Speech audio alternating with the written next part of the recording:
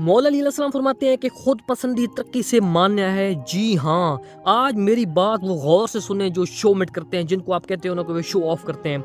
आप लोगों ने देखा होगा कि सोशल मीडिया के अंदर, टिकटॉक के अंदर हर एक दूसरा बंदा शो मिट कर रहा है। यानी कि किसी ने कोई छोटी सी चीज़ ली तो वो सोशल मीडिया पे लोगों को दिखाएगा, दिखावा करेगा, जिसको आप लोग कहते हो ना कि दिखावा कर रहे हैं। आईफोन ले लिया, लोगों को दिखाएगा, और उसने गाड़ी ले ली, लोगों को दिखाएगा, उसने बंगला ले लिया, लोगों को दिखाएगा, शो मिट करेगा, खुद को पसंद करेगा। और वैसे भी खुद पसंदी एक गुनाह है। तो मेरे भाई बात ये है कि खुद पसंदी जो है इंसान को तरक्की से रोकती है। कैसे रोकती है? मौला का ये फरमान है। मिसाल के तौर पर किसी ने आईफोन ले लिया, गाड़ी ले ली, अब वो लोगों को दिखावा कर रहा है, शो ऑफ कर रहा है कि मैंने ये ले लिया, मैंने वो कर लिया।